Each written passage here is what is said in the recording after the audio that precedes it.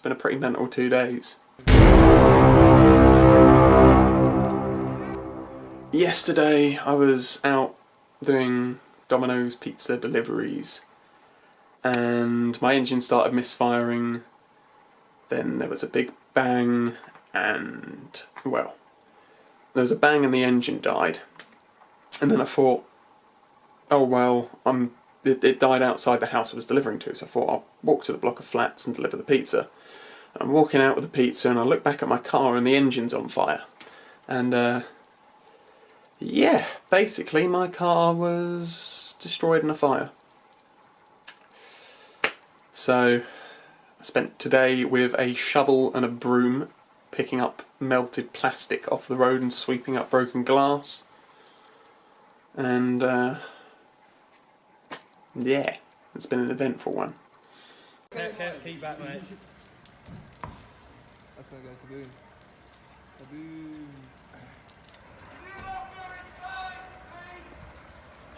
I'm up there, mate, if you want to come in. I'm just up here if you want. Yeah, alright. Just got to give a big shout out to the main man, Baz Keep, sending me not just a fresh tyre, but, if you can see, a camera. Yeah! So I get to film some more stuff with a camera that's better than a GoPro Hero 3. I am stoked. So the moment this lockdown is over, this tyre is definitely going straight on my bike and I'm going straight down the skate park. If not, the tyre's going on it before and I'm just going for a pedal around on the roads because, let's be honest, I really miss riding my bike. But for the meantime, what is keeping me sane is just working in this van, getting bits and bobs done. I put those number plates up the other day. They're a nice feature. So I'm going to show you some of the things I have done on the van, some of the things I'm currently doing on the van and what I'm going to do on the van before this lockdown's over to get it absolutely prime for if we get a summer this year.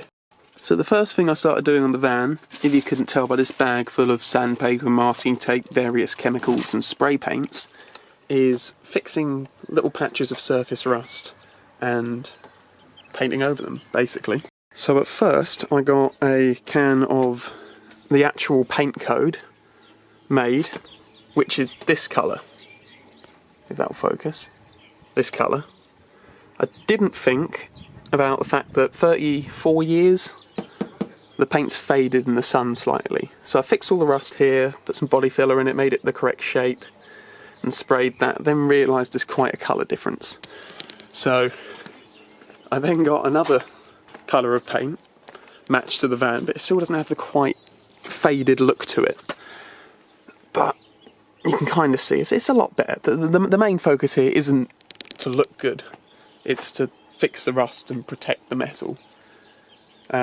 So I've spent probably a week of my time going around the van to all these various rusty patches and doing that, so it's taken up a lot of my time in the lockdown, which is definitely good. It's definitely good that it's taking up time because getting things done that I otherwise wouldn't have time to do and wouldn't want to do because I don't have much time. I want to spend it doing fun stuff. Now, the whole roof of the van is made out of this carpeted material, and it's, well, to start with, it's not very nice. It's very 80s, but it's not very nice. And these two windows, the sun comes through them and UV damages all the material, and you can just see the dust coming off it. It's just falling apart. So I've made it my job today. There was this piece here that slots across there. That was just a plume of dust, and I don't want to be in the van sleeping with, you know, the slightest knock and all this dust comes about. So my job, I'd say today, my job probably for the next few days, is to get all this grimy, gluey crap off. And then, using these old curtains that I replaced, I'm going to reupholster that and upholster for the first time this. So then this is the second bed that pulls out across here, the guest bedroom, as you could call it. So that's going to keep me busy for a while. You can really see just like all the dust that was once this fabric that you're going to be breathing in. So it really, really does need fixing. And then next winter's goal is to rip all of this out, insulate it all, because I don't think it's actually insulated, and then reupholster it in something nice that doesn't look like it belongs in your grand's house. So all that horrible, sticky, gluey, dusty crap is off here. And I've just realised I don't have any spray adhesive to actually fix carpet onto it. So I now get to go out for my daily exercise and go on a 20-mile round trip to the nearest hardware store to get myself some adhesive. Woo! The first one of the two is now all done. It's not the neatest of jobs, but it's the fact that it's done that counts. I'm not exactly going to try and take up a job in upholstery. So, yeah. Now, to get cracking on with the big one. It's definitely going to be harder. So this is the first side of the big bit of plywood that forms the upstairs bed in the van. That side's done. Now I've got to use the other remaining curtain to make the other side of it. And then, well, it's just going to look a hell of a lot neater than two bits of plywood sat in the van with someone sleeping on it. So, shout out to the Apache helicopter for totally ruining the sound on this.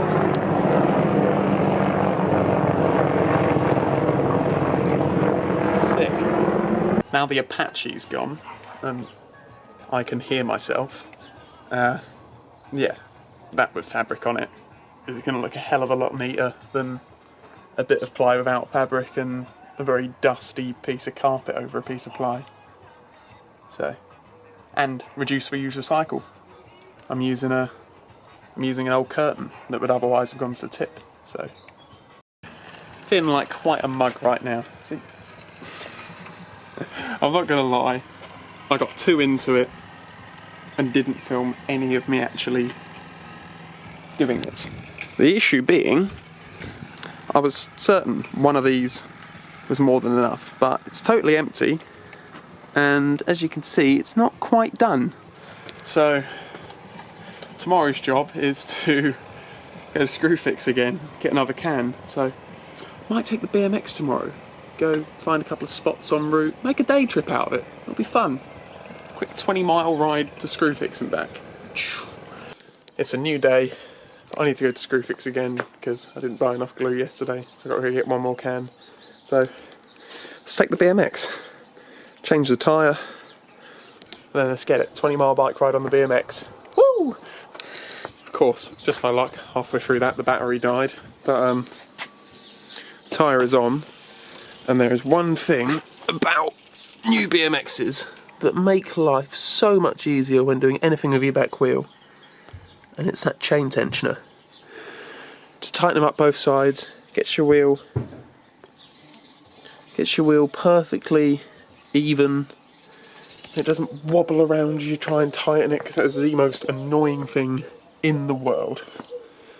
Right, let's go to Screwfix. I forget just how much I miss riding my bike until I go on a little bike ride like this. I'm not going to a skate park, I'm not doing any jumps or anything, I'm just hopping over drain covers and skidding my wheel out in some dirt and stuff, and it's super fun, big old smile on my face. I really miss riding my bike. I can't wait for this to be over and skate parks to be open again. It's going to be sick. The best thing about riding on this route from my house to Screwfix is this roundabout, because there and there you've got a little hip, and with ideal conditions of roads this empty, I think I'm going to get a few little hits on it. It's going to be fun.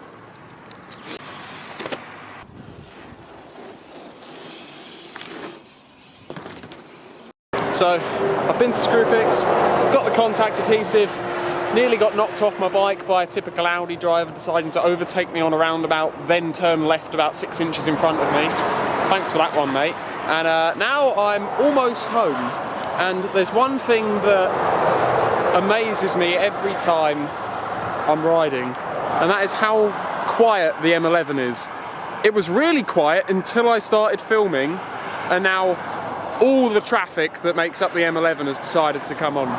But it is unbelievably quiet for how it normally is. It's just, yeah, it seems crazy to me. While I was out on the bike ride, look what came in the post. Yeah. Got a tripod now. Woohoo! I've got this absolute monstrosity of a roof rack.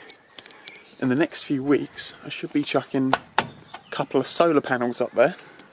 That'll give me about 300 watts of solar power. I'm then going to move that leisure battery to under here, in this area. I'm going to put a second leisure battery in there, replace that fridge with one that actually works, fit the Dixie horn to the van, so then I'll be able to rock up to the skate park with the old blaring the whole time, which will be sick. And yeah, just loads of other little electrical bits and bobs, which I'm looking forward to. It's going to be sick. At pretty much every BMX event I ever go to, there's always one, if not way more, people that will just send it there purely for the intention of riding their bike. They don't think where they're going to stay that night, they don't think anything, they don't care, they just send it for the BMX. And usually that person will then come up to me and say, Sean, have you got some space in your van where I can sleep for the night because I've got nowhere to stay? I always say yes, because I'm a kind person like that. So I'm going to show you the guest bedroom that I've kind of improved slightly since last summer. So there's a sleeping bag for whoever that person is, there's a roll-out mattress for whoever that person is. That's a really cheap hot water bottle I found, and I didn't ask for it with that fleece on it. It just came with a pink unicorn fleece. It's alright, I'm confident enough, I can pull it off. Sleeping bag, a little roll-out mattress for the person, bunch of pillows for the person. I'm thoughtful like that. So you pull this out, slots into these grooves. The person then climbs up this gap and pulls this last bit out, which, if it doesn't fall on me, slots into the groove. That's the view from down below, and up top there is dead on 6 foot from top to here. And that is the guest bedroom in Hotel Thompson. I've had a lot of fun the last couple of days, finding a use for my old curtains, you know, reduce, reuse, recycle, all that stuff. And just riding my bike a couple of times to go get glue to put the curtains on the plywood. I've had a lot of fun. I hope you guys have at least been slightly entertained by it. Yeah. Peace out. See you in the next one.